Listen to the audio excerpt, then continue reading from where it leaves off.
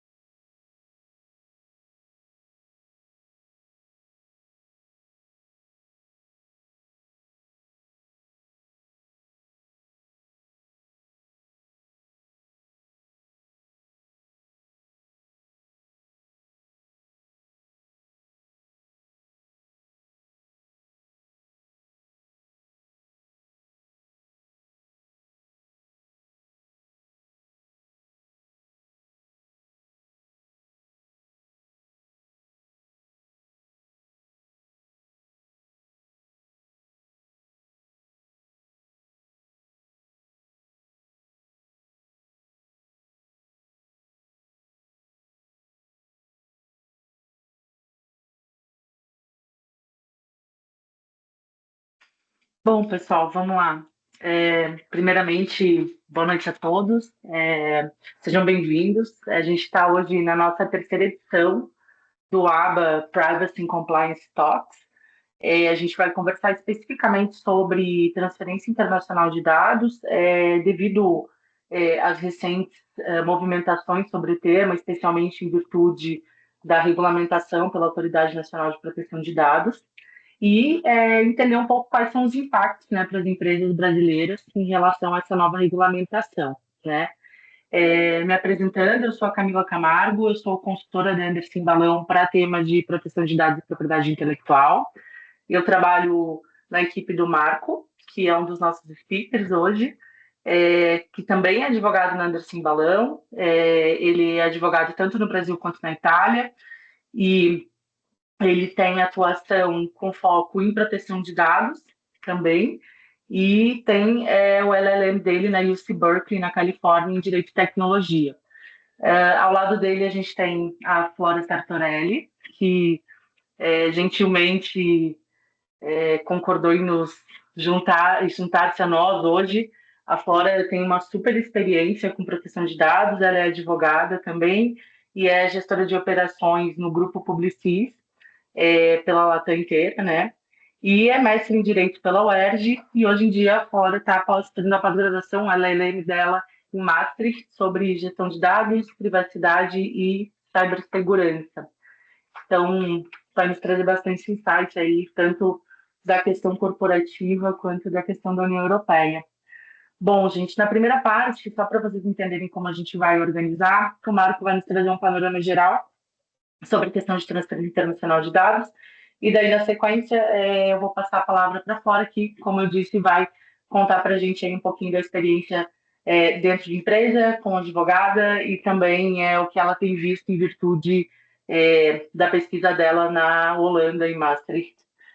E é isso, vocês fiquem à vontade para fazer perguntas, a gente vai endereçar elas no final, a gente fica aqui até às 8 horas, a princípio, e passo a palavra para o Marco, então, sem mais delongas, para a gente dar início. Obrigada, pessoal. Obrigado, Camila. Obrigado a todos e todas que estão aqui hoje. Acredito que enfim, o número de participantes nos permita também uma conversa ainda mais direta do que seria numa sessão mais formal. Então fique à vontade para enviar também suas perguntas através do chat. Transferência internacional em geral é um tema bem interessante, sobretudo seja no que toca à transferência internacional de dados pessoais, diante no mundo todo, diante, por exemplo, das multas que foram sancionadas na União Europeia recentemente, a multa da Uber em setembro, que foi uma das maiores multas. Também pelo que tem a ver com também dados não pessoais, na verdade. Não é o assunto de hoje, mas, enfim, sempre na Europa tem uma legislação muito interessante como o Data Act, que entrará em vigor em 2025, que trata de transferência internacional de dados não pessoais e que terá um impacto muito grande. Considerando que hoje o tema é da transferência internacional de dados pessoais, acredito que, seguindo um pouco a estratégia que já adotamos nesses Privacy Talks, abrirei ilustrando alguns pilares da transferência internacional de dados pessoais e depois aprofundando de forma gradativa e atenta os detalhes mais importantes para permitir uma troca e uma conversa de ideias ainda mais estratégica na segunda parte, sobretudo graças à presença da Flora. Meus objetivos aqui seriam ilustrar, então, o que é transferência, o que não é transferência também, e quais são as regras que já estavam presentes na LGPD, e quais regras, e como foram complementadas na resolução da NPD, de agosto de 2024.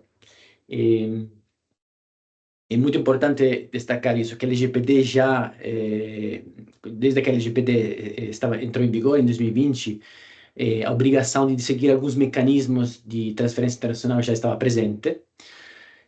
Obviamente, considerando que a NPD não tinha regulamentado esses mecanismos, a NPD não estava fiscalizando ativamente essa obrigação.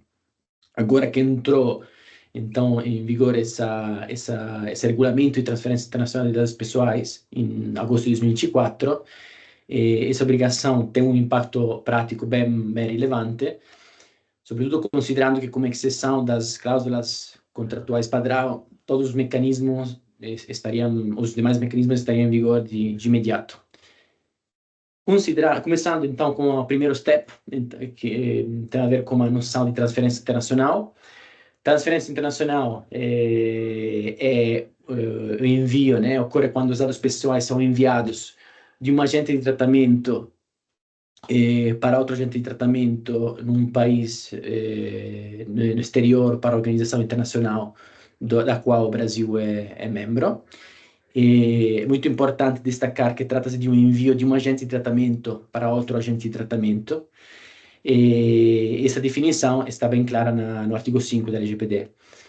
O agente de tratamento que envia os dados pessoais será chamado de exportador, enquanto o agente de tratamento que recebe os dados pessoais no exterior é o importador de dados pessoais. E as considerações importantes, sem mais delongas, sobre esses conceitos que podem ser facilmente esclarecidos através do teor da LGPD, as considerações mais importantes são o fato que a definição é bem abrangente. Então, no dia a dia, no nosso dia a dia já tivemos a oportunidade de falar com clientes que nos perguntaram sobre casos de, por exemplo, uma planilha de candidatos enviada pela subsidiária aqui no Brasil para a matriz na Europa, ou de armazenamentos de dados pessoais em data centers fora do Brasil, ou de atividades como suportes terceirizados realizados no exterior, fora do Brasil, por um agente de tratamento que é sediado fora do Brasil. Todos esses casos, por exemplo, que trazemos da nossa experiência, são casos de transferência internacional de dados pessoais. O que não seria transferência internacional de dados pessoais é a coleta internacional de dados, onde não temos dois agentes de tratamentos, mas temos sim um agente de tratamento e um titular de dados. É o caso mais famoso que vocês podem ter lido em todos os artigos sobre transferência internacional, o caso do e-commerce, onde temos não dois agentes de tratamento, mas só um agente de tratamento e um titular de dados. Resolvida essa pergunta sobre o que é transferência internacional, sobre os papéis do exportador e do importador, é importante esclarecer o que já estava na LGPD. Esses mecanismos, é muito importante chamar eles de mecanismos, que são diferentes, um conceito diferente de hipóteses, como depois esclarecerei melhor. Os mecanismos já estavam presentes no artigo 33 da LGPD. A disciplina, na verdade, estava entre 33 e 36, artigos 33 e 36. É uma técnica legislativa que já podia ser encontrada no GDPR, no regulamento europeu, ou seja, permitir a transferência internacional com base em alguns mecanismos, em algumas opções expressamente definidas pelo texto legislativo. A LGPD, no artigo 33, contém 9 incisos, 9 mecanismos, que na verdade são mais, porque tem alíneas e tudo. Acho que os mais importantes são 3. A primeira, os mais comuns, pelo menos pelo que temos visto, são 3. O primeiro é a transferência para países, organismos que proporcionam grau de proteção de dados pessoais adequado. E como também no artigo 34 define, é o caso da decisão de adequação, ou seja, ter um país no exterior que é adequado nos standards do Brasil. E, ovviamente, a decisão de adequação é fruto de um procedimento para emissão de decisão de adequação. E alguém pode se perguntar se já existe uma lista de países adequados. Não existe, no sentido que a NPD ainda não definiu quais países são adequados. Entendemos que estão pendentes algumas negociações com jurisdições como a União Europeia para eventuais decisões de adequação mútua, mas nada foi definido. Então, nesse momento, não temos países ou jurisdições adequadas. Esse é um primeiro caso. E o segundo caso são aquelas garantias mecanismos que oferecem garantia de cumprimentos, como cláusulas contratuais padrão, em inglês, Standard Contractual Clauses, já utilizadas, pelo menos com a mesma técnica legislativa já presentes no GDPR, cláusulas contratuais específicas, normas corporativas globais, selos certificados e códigos. Até agora, pelo menos enquanto a NPD não profere decisão de adequação, nós temos visto que os mecanismos como cláusulas padrão contratuais são mais, estão mais representam uma tendência mais relevante nesse momento, até porque a resolução da NPD de agosto de 2024 contém no anexo o modelo de cláusula padrão contratual. Ma ovviamente isso não significa que a empresa deveria automaticamente adotar essas cláusulas, porque podem ter outros casos, como normas corporativas globais, as Binding Corporate Rules do GDPR, que, por exemplo, oferecem muitas vantagens quando, por exemplo, a transferência internacional é interna no mesmo grupo, conglomerado, e ainda que, obviamente, seja cross-border. E, finalmente, não esquecemos também o consentimento específico do titular. Recentemente estávamos conversando com um cliente cuja matriz europeia, que precisava enviar 2 funcionários europeus para realizar obras de manutenção no Brasil. Bom, nesse caso, trata-se de cidadãos europeus, né? Então, nós estamos falando de aplicação da LGPD, mas o conceito é simétrico, no sentido que, nesse caso, o número mínimo de titulares de dados, talvez 2, 3 titulares de dados, talvez um tratamento tão ocasional, talvez não requeira a adoção de contratos, de cláusulas tão complexas, mas poderia ser resolvido, esse tópico poderia ser resolvido de forma mais prática através de um consentimento específico para a transferência, obviamente, não ser confundido como uma base legal para tratamento. Se esse é o cenário que já estava na LGPD, que obviamente entrou em vigor em 2020, né? Então já passaram mais de 4 anos, a resolução de 2024, a resolução 19 da NPD, adiciona, complementa e regulamenta essas regras.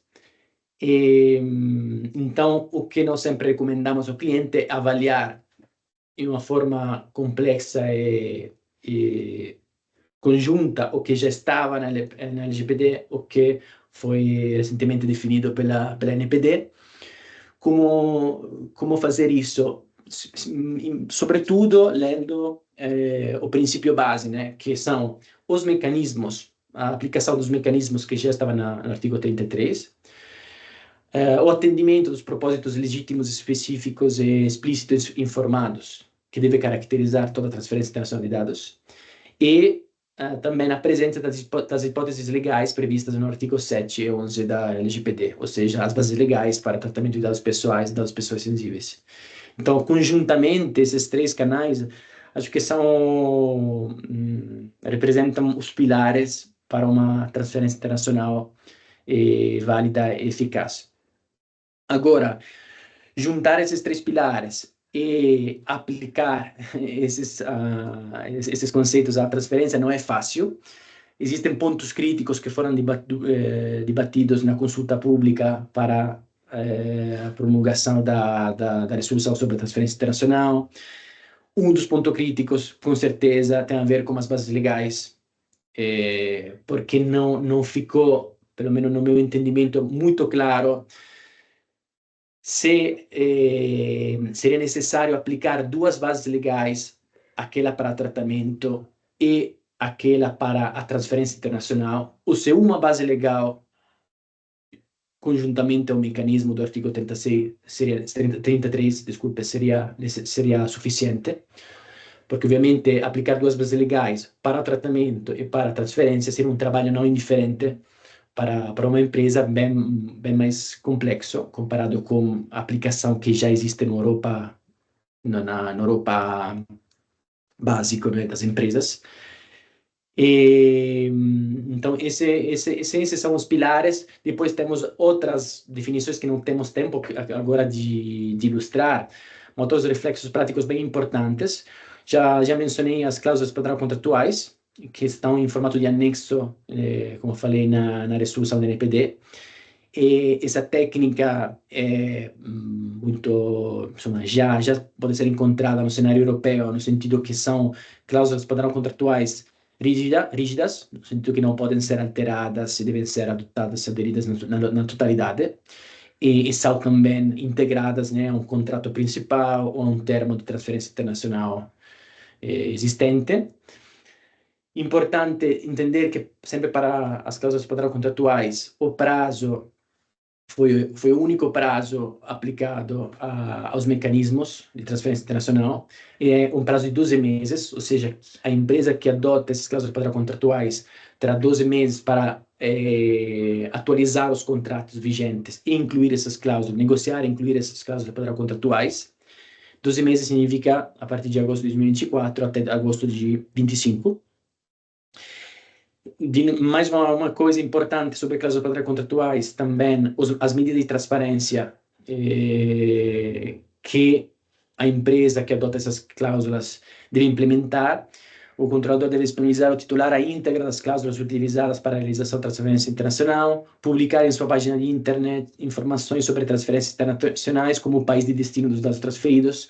Enfim, esse trabalho de transparência, de atualização das políticas de privacidade, é um trabalho que compensa e equilibra um pouco aquela vantagem que as empresas podiam ver em ter já um modelo pronto, né, no anexo da resolução da NPD.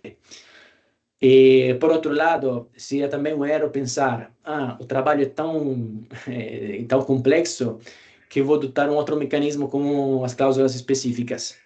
Porque adotar cláusulas específicas não é mais fácil, no sentido que é uma medida residual que pode ser utilizada apenas caso a empresa comprove a não aplicabilidade das cláusulas padrão contratuais, e de toda forma as cláusulas específicas deveriam ser aprovadas pela NPD.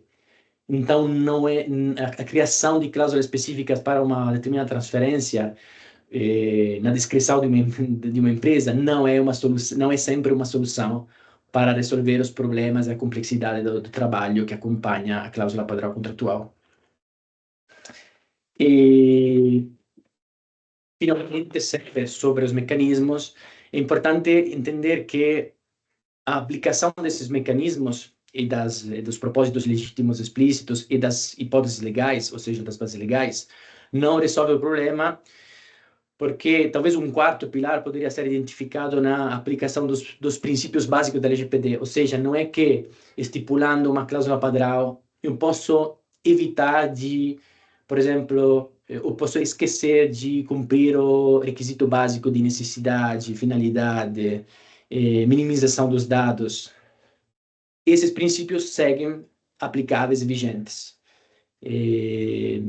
Nesse caso também, e aqui chega um pouco à conclusão, né, sobre os resultados, pelo menos, que alcançamos nesses primeiros meses de entrada, desde a entrada em vigor da resolução. Europa, o mapeamento segue como crucial e fundamental para entender o assunto da transferência internacional, seja porque contém as bases legais, seja porque identifica quais processos envolvem uma transferência internacional, seja porque permite de ver se a transferência internacional é acompanhada por esses requisitos de necessidade, proporcionalidade, minimização que acabei de mencionar.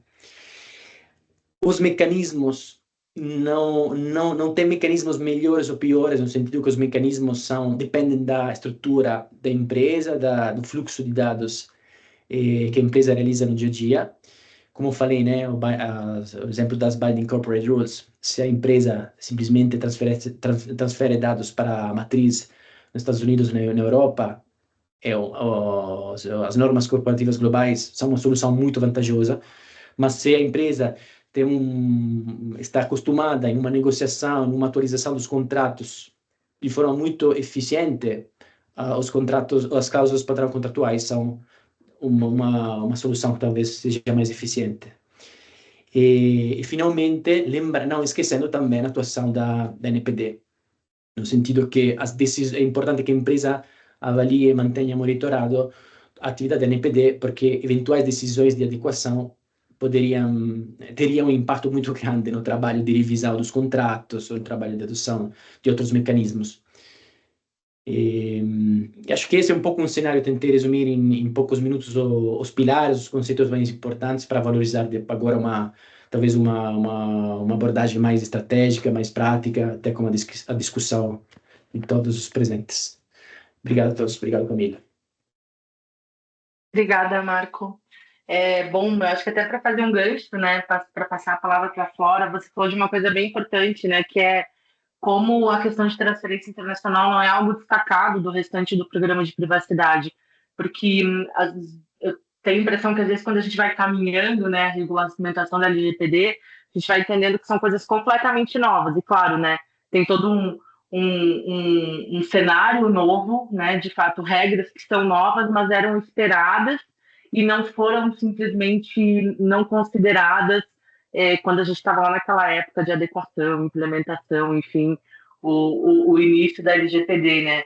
E aí, quando a gente fala disso, me faz muito pensar o quanto isso faz parte dos eixos do programa, né? Dentro de uma ideia aí de avaliação de maturidade, por exemplo, de um programa, uma das coisas que a gente vai olhar com certeza vai ser, né, a gestão de terceiros, de modo geral, e para isso a gente vai ter que pensar em transferência internacional, ou seja, em que situações, em quais atividades que a gente trata dados que a gente pode ter aí num segundo momento, ou até de forma direta, um compartilhamento de dados pessoais com entidades fora do país, né? Então, pensar nisso agora com regras é muito voltar, talvez, para o ROPA, né, para o nosso registro de atividade de tratamento, entender onde que estão essas hipóteses, né, onde existe aí o compartilhamento, e aí sim, no segundo momento, entender como que eu vou validar esse compartilhamento, né? Ou seja, como você bem falou, né, não é simplesmente vou pegar a cláusula contratual padrão, ou até, como eu sei que a Flora vai comentar bastante, a questão das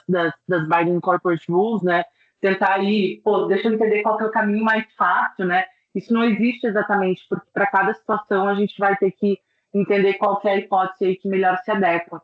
Mas, tem mais delongas, eu passo a palavra para a Flora. Fica à vontade, por favor. Obrigada, Flora. Obrigada, Camila, e obrigada, Marco, por ter trazido esse panorama amplo. Você deixou meu trabalho aqui muito mais fácil, eu diria. Bom, como a Camila me apresentou no começo, eu sou advogada de formação, trabalhei muitos anos em escritório de advocacia, auxiliando, enfim, empresas em questões relacionadas à transferência internacional, tanto nacionais quanto internacionais, e hoje eu estou como gerente de operações de privacidade em uma empresa que tem operação em mais de 100 países. Então, enfim, o que a gente está discutindo aqui, obviamente, também me interessa bastante. E eu diria que o meu interesse no tema e meu entusiasmo no tema vem em duas linhas principais. A primeira é que, desde a promulgação da LGPD, a gente estava aguardando a publicação dessa resolução, trazendo diretrizes mais precisas aqui sobre transferência internacional. Então, já há muitos anos a gente estava, né, nessa expectativa. Em agosto desse ano, finalmente saiu a resolução com, enfim, vários pontos interessantes. A gente pode levantar algumas críticas aqui, mas fato é que vem preencher uma lacuna que existia até então, né? E, bom, depois a gente vai conversar um pouco mais para frente, não para por aqui, porque a NPD ainda tem muito trabalho pela frente até esse tema estar redondinho aqui no nosso ordenamento. Mas o outro ponto que me deixa bastante entusiasmada de falar sobre isso, porque além de uma questão específica, né, de proteção de dados, um dos temas que a gente fala, né, quando a gente pensa em legislações de proteção de dados, transferência internacional também remete a questões geopolíticas bastante interessantes. E aí eu queria começar minha fala só dando um passo atrás, inicial, e contando um pouquinho sobre a história da União Europeia em relação a esse tema, de forma bastante breve. Bom, a União Europeia tem discutido transferência internacional há mais de 10 anos. E acredito que o primeiro marco em relação a esse tema foi o caso Schrems I, não sei se vocês já ouviram falar, que basicamente discutiu a legitimidade de um acordo de transferência de dados entre a Europa, a União Europeia e os Estados Unidos. Vocês devem lembrar muito bem o escândalo Snowden, né, que revelou que os Estados Unidos tinham, enfim, práticas de vigilância que, enfim, depois a União Europeia entendeu seriam antidemocráticas. E no meio desse escândalo, um cidadão austríaco que utilizava plataformas em redes sociais levantou a mão e falou: olha, os meus dados estão sendo transferidos da Europa para os Estados Unidos e os Estados Unidos estão envolvidos nesse escândalo de vigilância. Eu tenho minhas dúvidas sobre se isso é correto ou não. E, enfim, requereu uma investigação, né, das autoridades da União Europeia para averiguar isso. O resultado foi que esse acordo de transferência de dados foi invalidado. Isso já há vários anos. Depois disso, a gente teve um segundo acordo entre Europa e Estados Unidos, que depois se tornou público, foi baseado nas cláusulas contratuais padrão. E esse mesmo cidadão, Max Schrems, também levantou a mão e falou: olha, não tenho minhas dúvidas se isso é suficiente. Isso foi levado novamente, né, para a autoridade competente, que julgou o caso, subiu novamente para a Corte de Justiça da União Europeia.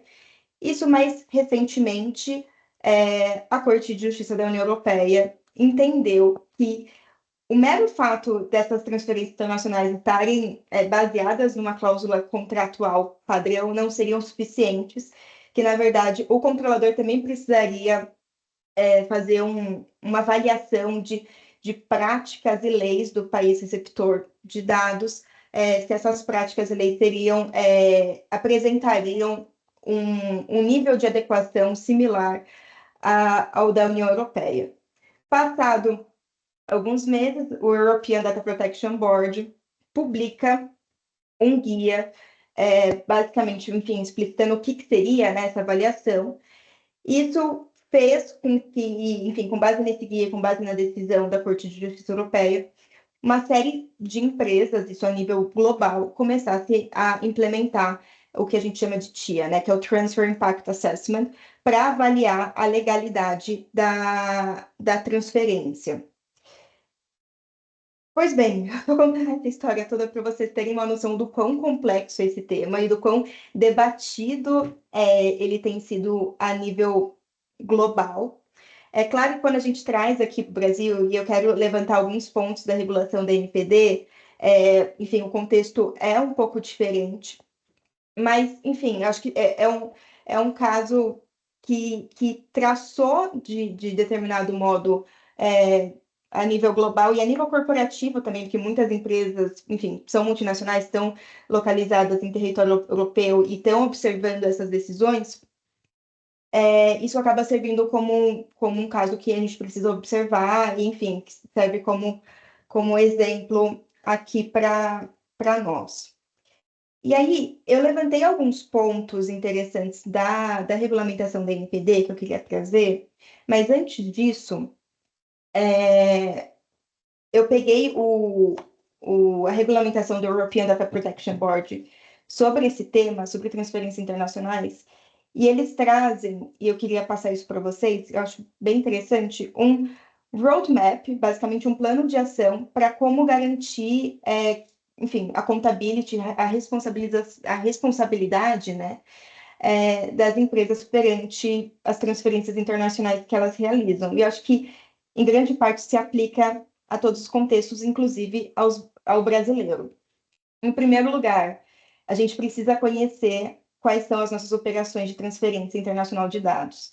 E acho que, como a Camila bem trouxe agora há pouco, isso pode ser feito uma revisão do próprio mapeamento, enfim, e já levantando esse tipo de informação, mas também o mapeamento dos próprios fornecedores que uma empresa conta, ou mesmo de clientes, enfim, de terceiros, em que a transferência internacional de dados é uma realidade. Em segundo lugar, a gente precisa identificar quais seriam as hipóteses legais aplicáveis a cada caso. E aqui, como o Marco bem disse, a gente tem várias possibilidades, então, acho que, enfim, as três principais, a gente pensa em decisão de adequação, né, quando a NPD considera um país executor como adequado, e aí a transferência internacional pode se dar livremente. Em segundo lugar, as cláusulas contratuais padrão, enfim, as normas corporativas globais, enfim, esses instrumentos, e depois a gente vai ter outros instrumentos também que estão, na verdade, que funcionam como uma espécie de exceção, de derrogação, como, por exemplo, consentimento do titular, etc. E acho que aqui é bastante interessante, eu acho que o Marco trouxe isso muito bem, que nem sempre o que parece mais, enfim, mais adequado vai ser na prática, porque a gente vai precisar, enfim, endereçar diversas questões, como, por exemplo, as normas corporativas globais, elas vêm aqui para pensar um contexto específico de transferência de dados intragrupo. Então, quando eu penso numa corporação multinacional, enfim, é parte do dia a dia realizar esse tipo, né, de transferência. Por outro lado, as normas corporativas globais, as BCIs, elas dependem de uma autorização da Autoridade Nacional de Proteção de Dados, o que pode, no final do dia, inviabilizar ou tornar esse processo de reconhecimento muito longo, o que faz que, por exemplo, hoje em dia, várias empresas resolvam pela adoção de outros mecanismos, como, por exemplo, as cláusulas contratuais padrão. Então, esse segundo ponto é um trabalho mesmo estratégico, diria, interno das empresas, de verificar qual é a melhor situação a depender de cada caso. E acho que um outro ponto aqui, já puxando para o caso do Brasil, é a reavaliação periódica disso, né? Então, enfim, acho que isso é parte de todo o programa de compliance que se preza, a gente entender que, enfim, nada é estático, todo tipo de decisão, todo tipo de governança implementada precisa ser reavaliada periodicamente para ver, enfim, o que está funcionando, o que não está funcionando, se tem algo que casa melhor com os próprios objetivos empresariais e, claro, com uma proteção maior aos titulares de dados. Tá? Esse roadmap do EDPB ele também traz outras recomendações sobre essa avaliação que eu mencionei há pouco. Só que como isso não foi internalizado diretamente pelo Brasil, acho que a gente não precisa tratar disso de forma tão pormenorizada agora. Mas, bom, entrando aqui nos pontos da resolução da NPD, que eu acho, do regulamento da NPD, que eu acho particularmente interessantes e, enfim, acho que todo mundo que está numa empresa que faz transferência internacional, que eu ouso dizer que hoje em dia são todas no mercado globalizado, esse é um tema que, assim como quando a gente fala de tratamento de dados pessoais como um todo, é um tema que tangencia todo mundo corporativo. Enfim, acho que são pontos que valem aqui a gente discutir, vale aqui a gente trazer. Inclusive, só fazendo um parênteses, se alguém que tiver alguma dúvida, quiser que eu aprofunde sobre algum desses temas, por favor. Acho que o intuito desse espaço é justamente a gente ter um debate. Bom, acho que em primeiro lugar, eu já mencionei que, enfim, a resolução da NPD, ela vem para suprir uma lacuna e ela era muito, muito, muito esperada. Só que, ao mesmo tempo, ainda tem alguns pontos pendentes de posterior, enfim, regulamentação, que, enfim, que depende de algumas decisões da NPD. E o Marco já trouxe isso de algum modo.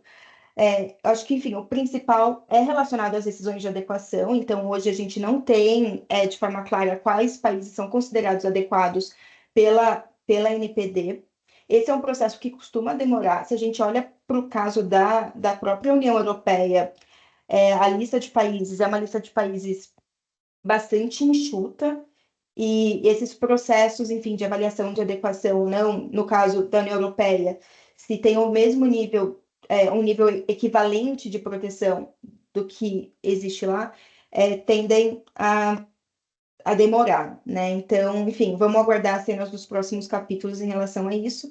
Mas um dos pontos que eu acho muito, muito, muito interessante, que não estava originalmente na LGPD, é a existência das cláusulas padrão equivalentes.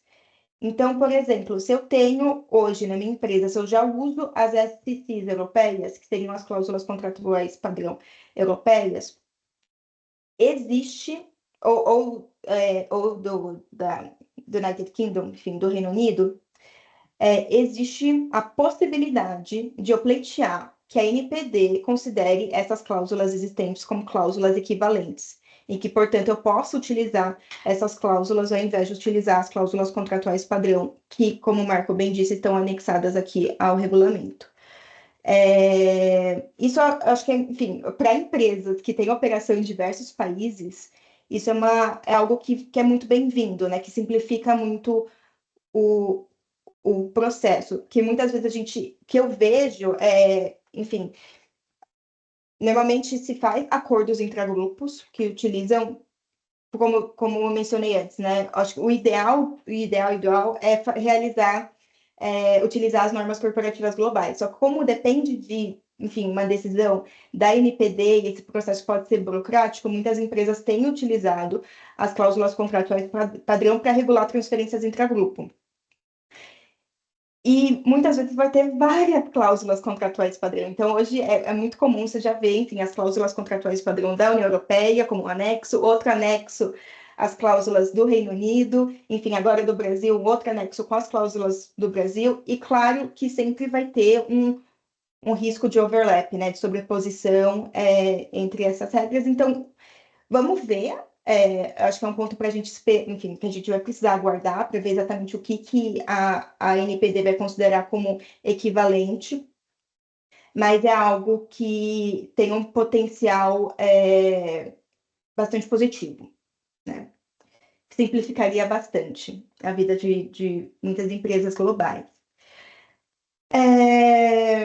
Acho que um outro ponto que eu queria trazer também, e o Marco ele fez uma introdução que foi ótima, sobre as medidas de transparência. Então, a resolução, ela traz a resolução e as próprias cláusulas contratuais padrão anexadas, traz uma série de informações que as empresas, os controladores, enfim, vão precisar publicar no seu site.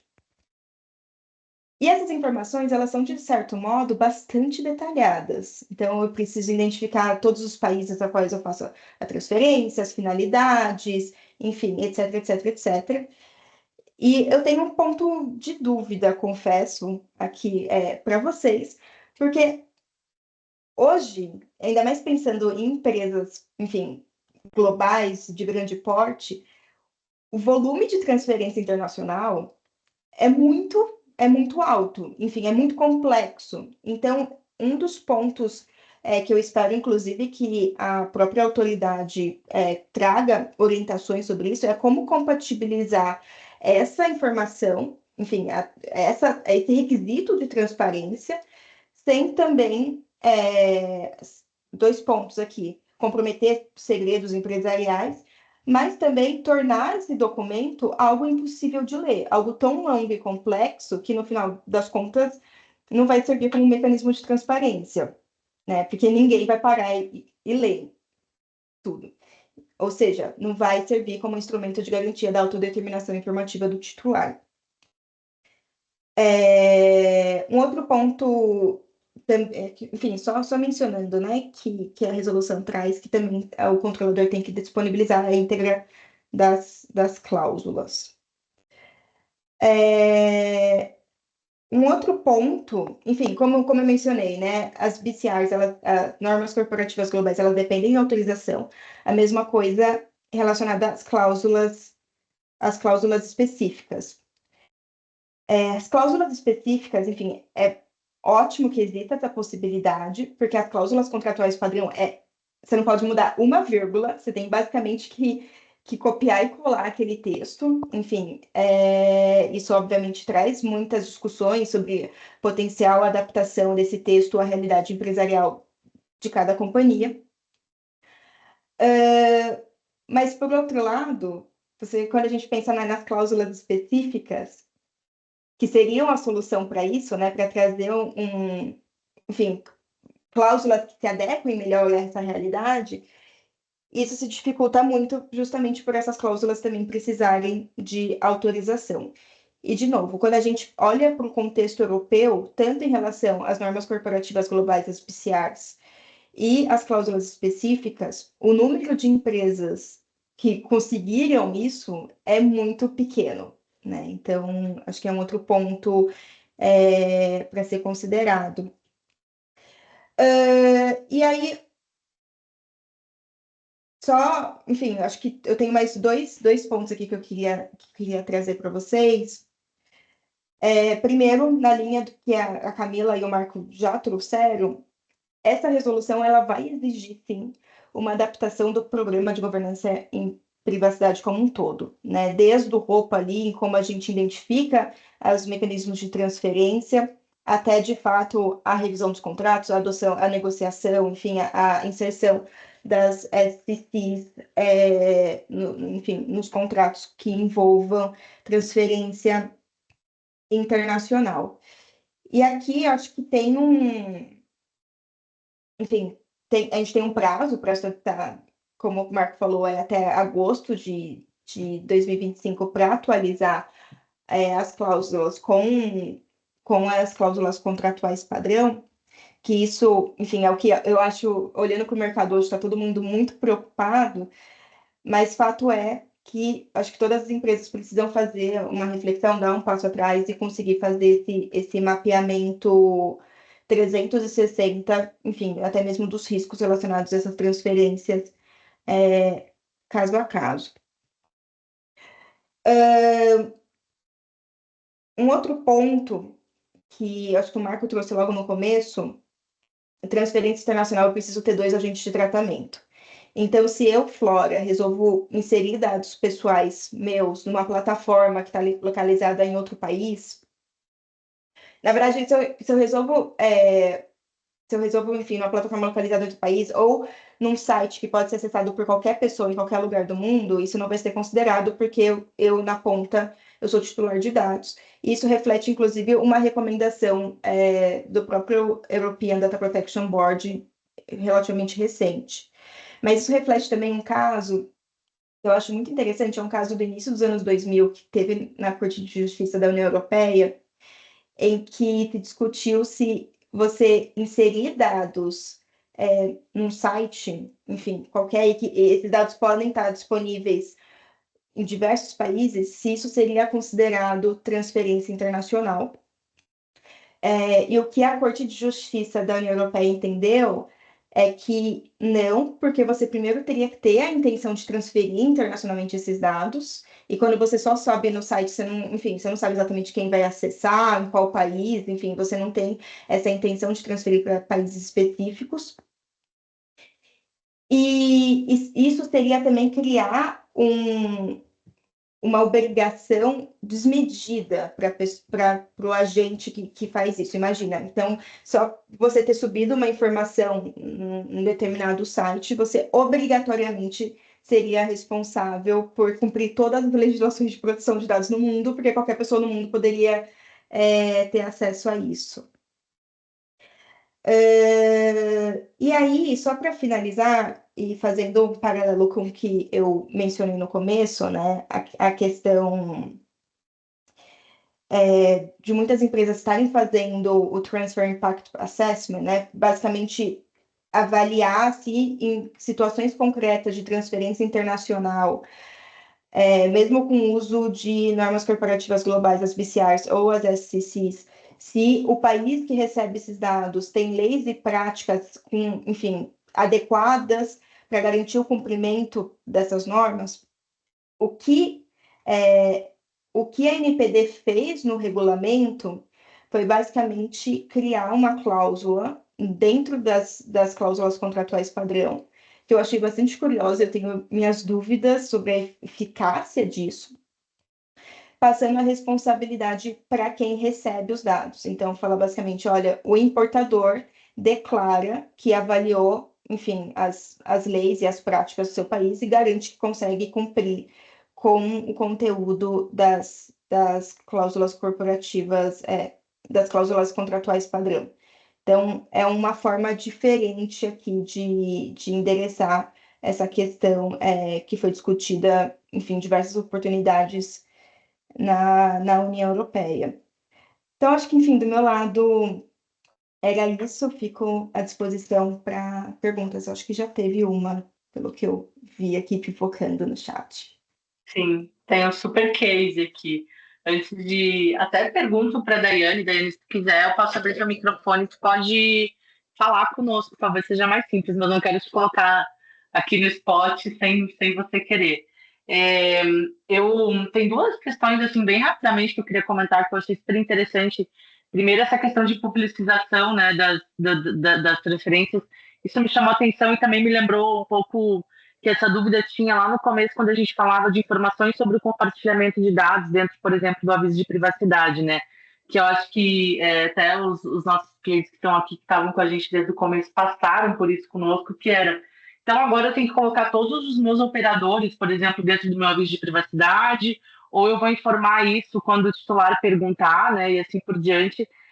Me parece que quando a NPD vem trazer essa publicidade para a questão de transferência internacional, colocando ali todos os itens que devem ser tratados, né? Enfim, ela também, sinceramente, dá uma exagerada. Se eu for falar de português bem claro, porque, né, como tu comentou, né, Flora, acho que em todas as coisas enfim, do programa de privacidade de modo geral, né, quando a gente está falando de mecanismo de transparência, eu sempre penso, né, ou tento pensar na prática, o quanto que aquela transparência realmente está fazendo sentido para quem chega à informação, né? Ou seja, eu consigo interpretar isso, né? Eu não estou sendo um pouco, talvez, aí mais real que o rei, né? Até porque se alguém quiser ter essa informação, aí sim deveria ter uma obrigação de informação geral, né? Agora, não necessariamente sem ser requisitado. Também tenho essas dúvidas, eu acho que a gente vai ver bastante, enfim, a interpretação do mercado, né, ao longo do próximo ano.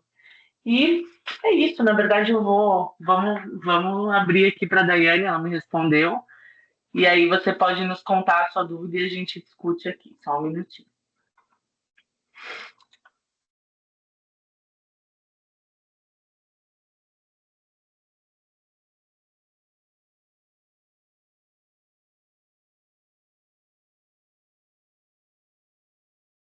Boa Pronto, Daiane. noite. Boa Consegui noite, habilitar meu tudo bem? microfone. Tudo bem com vocês? Tudo bem. Maravilha. Trouxe aqui, né, um textão, estava digitando enquanto estava ouvindo um pouquinho vocês. Gostei bastante, até dando um feedback aqui do bate-papo. Era um tema que eu ainda não tinha visto tão a fundo, né? Chama atenção aí para o prazo que a gente já tem, basicamente aí no ano que vem.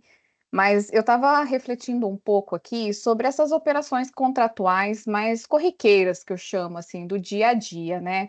Não faço contratos na prática, mas eu converso com várias pessoas sobre dados, né, proteção, privacidade de dados por aí, e eu sempre observo esse nível de dúvida, porque quando você começa a entender, faz o price by design para entender exatamente a operação de tratamento de dados, a gente observa assim que falta muito, né, das empresas e de quem está relacionado no processo esse entendimento do armazenamento do dado, né? Então você pergunta assim, onde esses dados vão estar armazenados? As pessoas não sabem explicar.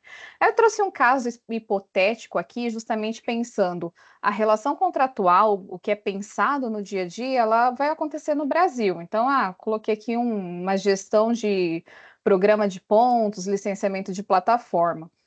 Nesse licenciamento de plataforma, fica a dúvida, né? Aonde estão armazenados esses dados? Estão aqui no Brasil? Eles estão com alguma base do exterior, e nesse contexto, essas duas partes não conseguem ver, basicamente a empresa contratante, né? A empresa que é contratada, ela deveria ter essa visão, mas digamos assim, que a empresa que contrata, ela não consegue ter o campo de visão de como esses dados estão sendo armazenados fora do Brasil, se estão com a devida segurança, se obedece toda a regulamentação que é necessária lá no país de armazenamento e também no país, no Brasil, né?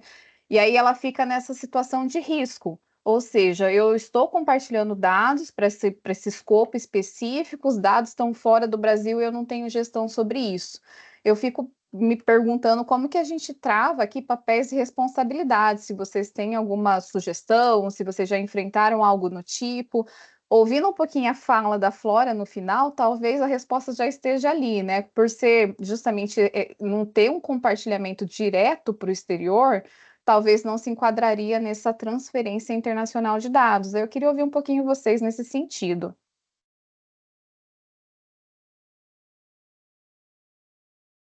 Camila, você está no mundo. É sempre eu, todo mundo. Eu ia passar a palavra direto para ti, se tu quiser comentar, e daí eu volto Claro. com um comentário. Daiane, pela situação que você me descreveu aqui, me parece, me corrija se eu estiver errado, que a gente vai ter um caso de suboperador, porque no final do dia a empresa A, estou contratando um serviço que é provido pela empresa B, que por sua vez vai contratar um terceiro para auxiliar ela aqui a oferecer esse serviço. No caso, a empresa B, enfim, vai desenvolver esse data lake fora, no exterior. É isso, né? Mais ou menos isso, porque em Tá. tese, essa empresa B, ela já tem o serviço, né? Ela oferta isso para o mercado, então já é um serviço do seu portfólio. Ela já desenvolveu esse sistema, ela não vai contratar um terceiro para esse projeto em específico. Então, eu até entendo que provavelmente a empresa B, que é a contratada, tem contratos com os seus operadores que fazem o armazenamento. Esse seria o mundo ideal, mas talvez se pega lá esses armazenamentos mais, essas nuvens mais corriqueiras que você paga por assinatura, talvez não tenha esse nível de contrato. Não, perfeito. No meu entender, tá? Aqui, com base no caso hipotético, a gente está, sim, falando de um caso de transferência internacional, porque, de algum modo, no oferecimento aqui desse serviço ou dessa parceria, eu estou, enfim, né? Eu, como agente de tratamento A, estou, enfim, transferindo, e aqui seja um operador, seja um co-controlador, enfim, esses dados para fora do país. O que eu acho bastante importante aqui para que a empresa A se resguarde, considerando esse contexto. Então, que tenha no contrato uma obrigação para que, enfim, para que a contraparte, ou seja, a empresa B, toda vez, primeiro, contratação de terceiros para prover o serviço, que isso seja, que seja dado transparência sobre isso, ou mais, né, até mesmo listar esses terceiros no próprio contrato, e B, que seja dado transparência também sobre essa questão da transferência internacional de dados, inclusive podendo ser exigido o uso, enfim, das hipóteses legais trazidas tanto pela LGPD quanto pelo regulamento. Então, aqui sendo o caso, enfim, das cláusulas contratuais padrão, ou vamos imaginar no futuro, espero que não tão distante, para países que tenham uma decisão de adequação. Não sei se a Camila ou se o Marco concordam. Eu concordo totalmente. Na verdade, eu acho que é exatamente um caso de suboperador, né? Isso independe também, na minha opinião, se, por exemplo, é um projeto que foi desenhado para o cliente, por exemplo, ou se é um produto que já vem incorporado no produto dessa empresa aí que intermedia, né? E aí a gente acaba voltando um pouco de novo, né? Acho que é na mesma, de certa forma, na mesma questão relacionada a qualquer tipo de fornecedor, claro, né? Com a grande vírgula que tem um compartilhamento para fora do país e aí tem mecanismos específicos, mas eu quero dizer na gestão de terceiros de modo geral, né? Isso vai fazer parte da gestão de terceiros. Entender, por exemplo, quem que são as pessoas que estão conectadas a mim, né? As pessoas jurídicas que estão conectadas a mim, que podem estar fazendo essa transferência e a forma como eu quero obrigá-las a cascatear isso para o restante da cadeia de tratamento, né? E, assim, Daiane, não é fácil, nem um pouco. Isso, assim, parece, quando a gente fala, parece é simples, a gente coloca no contrato e as obrigações vão, enfim, sendo repassadas. Mas isso não é nem um pouco simples, até porque muitas vezes lá na ponta falta transparência. A gente pode estar falando, sim, de uma empresa que não está localizada num país que tenha uma norma de proteção de dados, então às vezes ela não está nem preparada para isso, ela é posta, enfim, esse desafio é posto para ela no momento que a gente inclui, enfim, empresas que estão em países onde existem normas de proteção de dados, como a União Europeia, como regiões, né, como o Brasil, enfim, vários outros, mas eu acho que é por aí mesmo, é uma questão de suboperadores e tem muito a ver com a forma como a gente faz a gestão dos terceiros, sem dúvida nenhuma. Eu acho que é isso, Marco. Não sei se você tem algum comentário. Concordo com vocês. Acho que está tudo na compliance de fornecedores. Então, um termo aditivo, uma cláusula de privacidade bem feita pode criar uma boa proteção para a empresa, que imagino seja aquela que a Daiane estava, espero, representando, pelo menos, nesse exemplo. Gente, muito obrigada, super claro. Confesso para vocês assim que ouvi-los me deu um afago aqui, porque às vezes parece que eu estou criando situações para falar de privacidade, e não é, né? Realmente tudo isso existe, está aí para a gente se proteger. Obrigada. Deixa eu só complementar A um gente ponto tem...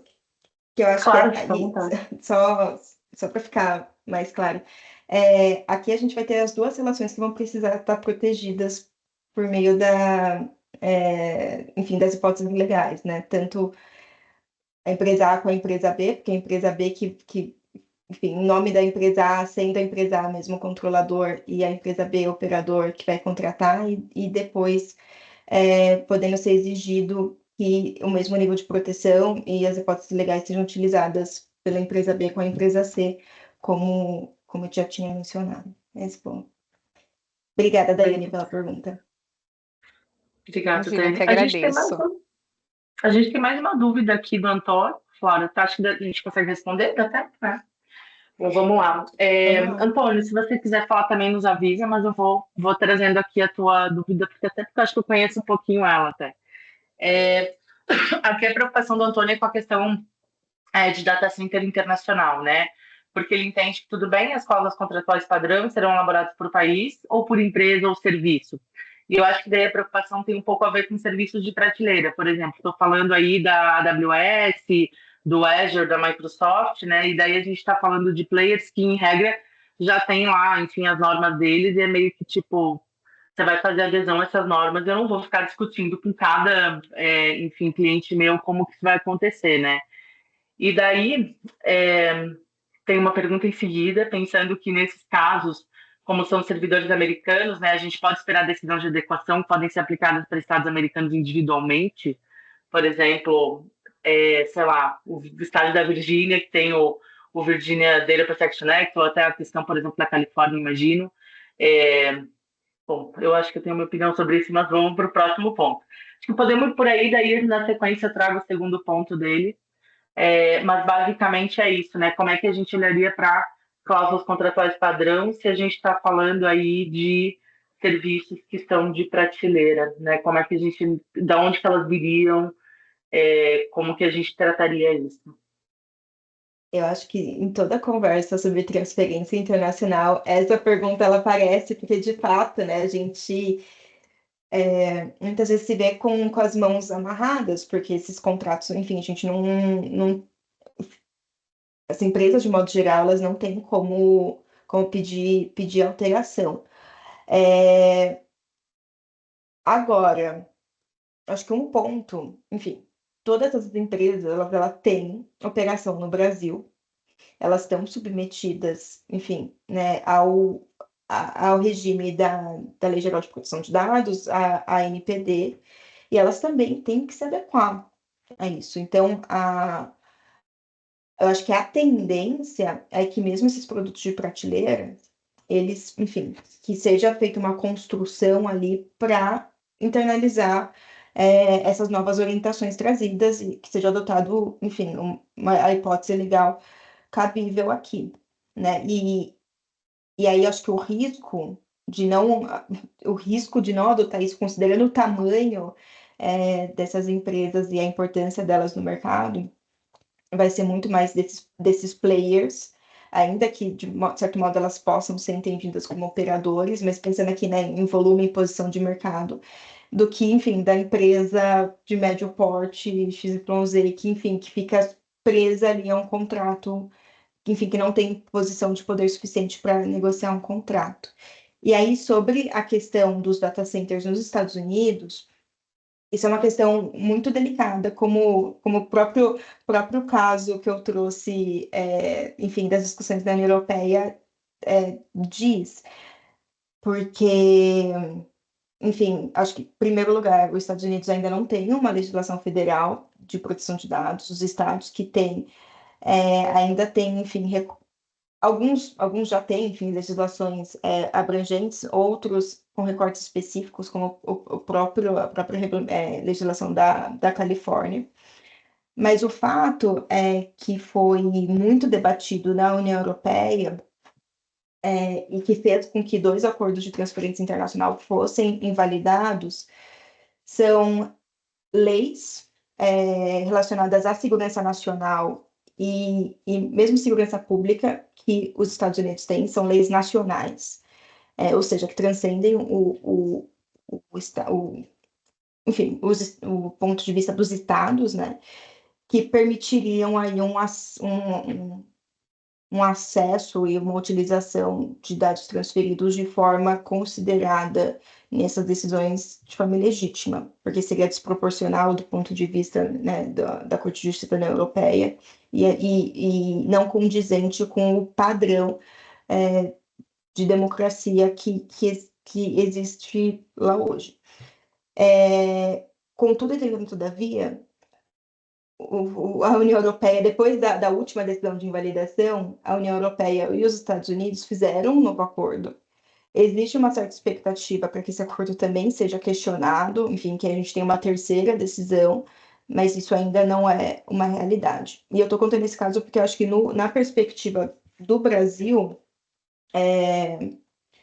até considerando que o nosso padrão de proteção de dados é, de certo modo, parecido, equivalente com o padrão do GDPR, é muito provável que essa discussão também venha à tona. E, enfim, acho que é acompanhar. Talvez tenha um acordo de transferência específico, do mesmo modo que a União Europeia está tratando com os Estados Unidos, talvez, enfim, mas acho que tudo isso está na linha do horizonte ainda. Eu acho que tem uma questão muito importante aí que você colocou, né, que até a forma de organização dos Estados Unidos, enfim, como país, né, ser diferente da nossa e da União Europeia, a gente pode ter aí uma questão de a gente não consegue acessar necessariamente o Estado, né, então, não sei até que ponto, pensando de um ponto de vista geral de direito, a gente consegue aplicar a decisão de adequação específica para estados americanos individualmente. Talvez aí sim os acordos, né, como a Flora comentou, e daí esses acordos talvez venham dizer, olha, esses estados aqui são seguros, digamos assim, mas até eu penso que a forma de operacionalizar isso seria bastante difícil, né, porque daí dentro dos Estados Unidos eu vou poder compartilhar esses dados como, né, a gente entra aí numa segunda cadeia, né, porque seria uma forma muito simples de deixar os dados entrarem dentro do país, para então depois, enfim, simplesmente circularem livremente, assim. Me parece que não é algo que talvez, de um ponto de vista prático, faça muito sentido, assim. Falando aí sobre uma outra questão, e daí até já vou dar minha opinião e passo também, Marco, se você quiser comentar, fica à vontade, né? A gente colocou a Flora tanto no spot que a gente deixou a câmera dela grande, né? Outro ponto que o Antônio trouxe, obrigada, Antônio, foi que se o custo dos data centers, porque assim, ter um data center no Brasil é muito elevado, né? E a gente pode estar falando aí de inviabilidade nas operações, ou seja, eu não consigo ter um data center no Brasil porque não faz sentido, porque é caro, etc. A gente conseguiria, né, simplesmente pela questão financeira dizer, então a transferência está autorizada, basicamente, a gente afastaria as hipóteses legais, né, e os mecanismos e diria, olha, isso aqui é uma questão de contexto, aqui é caro manter um data center no Brasil, então as empresas que estão no Brasil obrigatoriamente vão ter que utilizar data centers fora do país, e elas fazem isso porque é mais barato. Eu acho que seria basicamente isso. Eu, a princípio, confesso que não vejo como a gente sair desse jeito, né? Enfim, acho que a gente não consegue só resolver do ponto de vista financeiro, mas, Marco, se você tiver por favor, comente.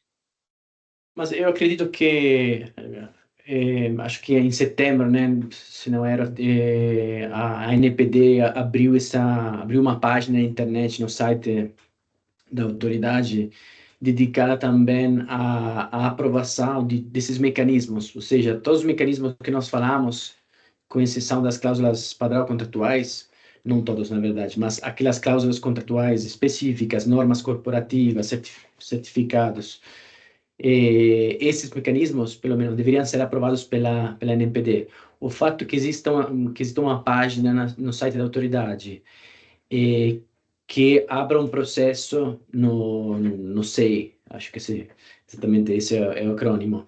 E eu acredito que esse processo esteja sendo utilizado pelas grandes empresas de tecnologia, que também são proprietárias desses data centers, provavelmente para aprovar essas normas corporativas globais que elas já têm.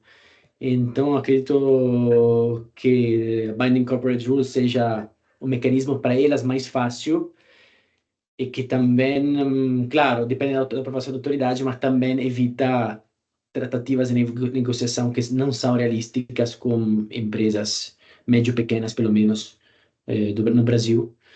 Então, acredito que esteja pendente esse processo de aprovação, e que a NPD tenha isso como prioridade, senão seria muito complicado, justamente, como Antônio bem evidenciou, negociar esse tipo de mecanismos. Sim.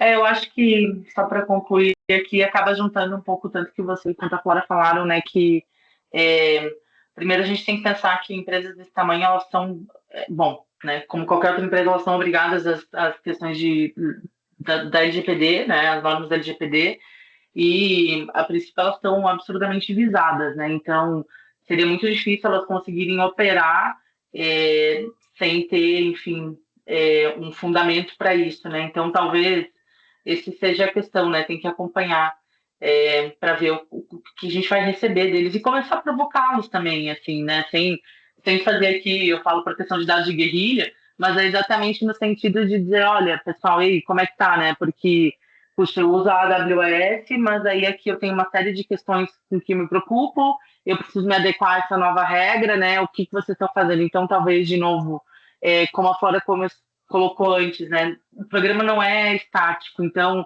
essa reavaliação tem que fazer parte do programa como um todo, né? E a gente tem que aprender cada vez mais a questionar os nossos fornecedores, de modo geral. Eu acho que aqui, pelo menos no Brasil, a gente não estava tão acostumado a fazer isso. A gente está vendo isso com a SG agora, com proteção de dados, aí, com as DDs de integridade também, mas é um caminho longo, sem dúvida nenhuma, e a gente talvez chegue num momento onde a gente vai ter que pensar, né, dependendo do caso, quem são os fornecedores, né? Ou seja, será que então eu vou poder continuar usando o Azure ou eu vou ter que trocar para um outro serviço e assim por diante, né? Mas sem dúvida esse é um caminho bastante longo. Bom, gente, deixa eu ver que eu vi que tem mais algum comentário aqui no chat. Do Antônio, obrigada, Antônio.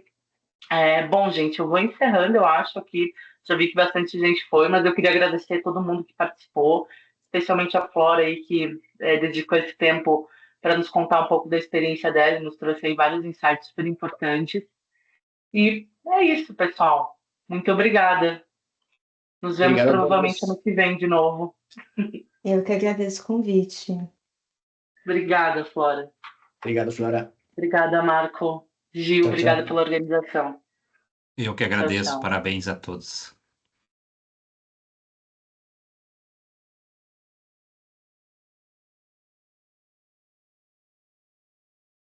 Então, ficamos nós aqui, só para te dar um Eu beijo fiquei final. só para agradecer de novo. Espero que tenha sido Bom, eu poderia ficar horas falando sobre Falando disso. União Europeia, só que eu falei, gente, eu não nem cabe no Brasil, vou te fazer isso rapidinho e tal. Mas é um tema É muito legal difícil, mesmo. é um tema muito legal, é um tema muito difícil, né? Assim, a gente tinha ali algumas pessoas que tinham praticamente certeza que iam fazer perguntas, o Antônio era uma delas, ele é encarregado de um cliente Uhum. nosso, Ah, legal. e, e eu achei legal, assim, gostei bastante do público, assim, achei que a gente estava com o público enxuto, mas o pessoal que estava ali, tipo, Uhum. estava ali, né? E A sim, Daiane é ótima, bom, ela foi minha cliente antes de eu ir para o Opsi Bloom, assim, faz há um tempão. anos, há um tempão, foi os primeiros casos de adequação LGPD, aí ela falou que queria participar. Achei ótima a pergunta dela. Sim, eu Muito. É um também tema que a adorei que gente ela não colocou um tinha. case. Eu só não entendi quando ela falou, porque você, Flora, falou, a empresa B, seu operador, que é o que ele escreveu, e depois ele falou, não era seu operador. Esse ponto admito que não entendi muito bem. Acho que ela Mas enfim, confundiu, porque ela achou que. Eu acho que eu tinha mencionado alguma coisa sobre contratar, prover no serviço, aí você contrata um terceiro para te auxiliar a prover o é, serviço. E ela entendeu que, tipo, se eu fizer isso de forma ad hoc para um cliente só, seria diferente de eu fazer isso para oferecer esse mesmo serviço para o mercado. Aí a gente falou que não, é a mesma coisa. É, mesma coisa. a Mas muito pergunta... bom, gente. Mas Diga, obrigada. Não, Marco. muito bom. Não, muito bom. No, também as perguntas do Antônio, difícil responder. Eu até... Assim, tá Não, bom. Não, essa Antônio e a Daiane, pergunta eles podiam se conhecer. de nuvem é horrível, né? Porque É, Horrível, você fala, não tem o que horrível. fazer. é terrível, é terrível. A gente sabe que esse cliente, ele sofre com isso tem um tempo, assim, é uma questão que martela na cabeça dele, assim, porque imagina, desde o começo eles já estavam prestando muita atenção nisso, então agora ele tá tipo, e agora, pessoal? E agora, né? Mas enfim, foi muito legal, agradeço de novo a todos. Que pena que você não tá aqui, claro, pra gente ir tomar uma cerveja agora, né? É muito esse momento, tipo, então vamos. Mas quando a gente se encontrar, a gente toma essa cerveja. Com certeza. Gente, obrigada novamente. Espero que vocês tenham gostado. Depois, se tiver feedback aí dos clientes de vocês, me, me passa e vamos Pode deixar. conversando. Um abraço. Um Obrigado. abraço, foi um Tchau, tchau, prazer. Tchau. queridos. Valeu. Tchau, Tchau, gente. tchau. Tchau, tchau.